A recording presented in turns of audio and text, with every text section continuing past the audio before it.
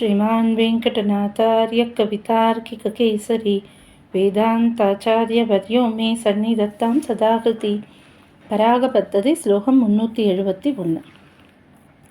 मातस्तथा माधवपादरक्षे त्वयि प्रसक्तं त्वरयोपयान्त्यां परामृशेयं पदवीपरागं प्राणैः प्रयाणाय समुज्जिहानैः.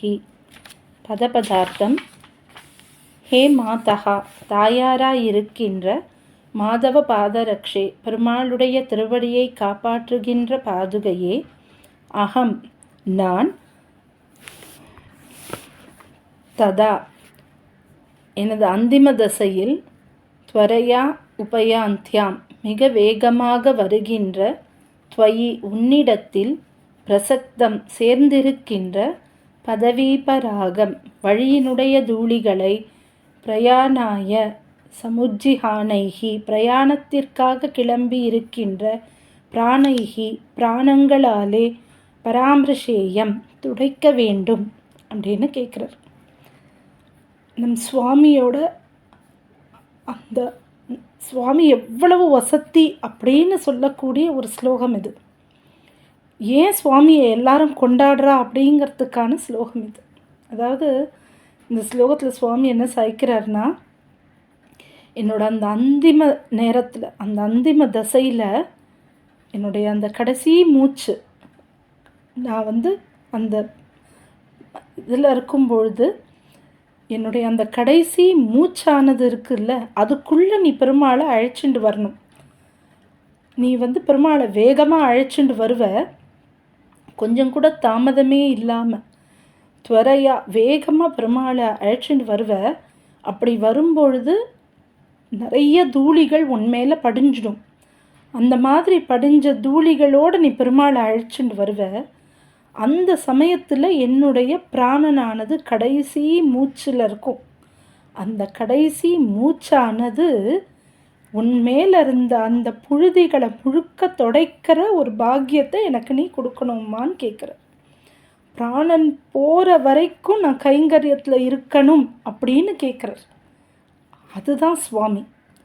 அதாவது நம்மலாம் வெறும் வாய் வார்த்தையாக சொல்லலாம், ஆனால் அந்த கடைசி மூச்சு கூட பெருமாளோட அந்த பாதுகையோட கைங்கரியத்தில் இருக்கணும், பெருமாளோட திருவடியில் பாதுகையோட கைங்கரியத்தில் இருக்கணுன்றதையே பிரார்த்தனையாக சுவாமி எங்கே கேட்டிருக்கார்.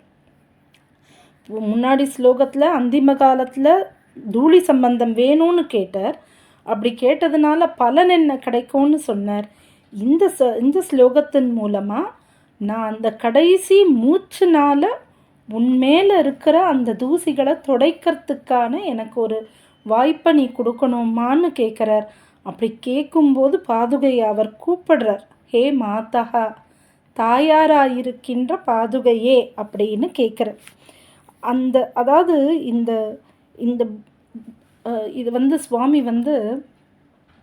இதில் சாய்ப்பர், வெஞ்சொலால காலதூதன் வீசும் பாசம் வந்தென்மேல் விழுந்தழுந்தி யான் அயர்ந்து வீழ்வதற்கு முன்னம் நீ அஞ்சலஞ்சல் அஞ்சலென்றழிக்க வேண்டும் அச்சுதா, அடியவர்க்கும் அருளியக்கும் அடியவர்க்கு மெய்யனே அப்படின்னு தேவநாதனை பார்த்து சாய்ப்பார். அதாவது இந்த கால தூதன்லாம் வர்றதுக்கு முன்னாடி, அது எப்படி பெருமாளை சேவை செய்வதற்கு எப்படி கால தூதன் வருவான் அப்படின்னா, இந்த இந்திரியங்களெல்லாம் அவள் தான் எடுத்துகிட்டு போவாள். நம்மளுடைய இந்த உடலெல்லாம் அவனை சேர்ந்தது அவன் எடுத்துன்னு போயிடுவான். ஆனால் ஆத்மா பெருமாளை சேர்ந்தது பெருமாளை அழைச்சின்னு போவார்.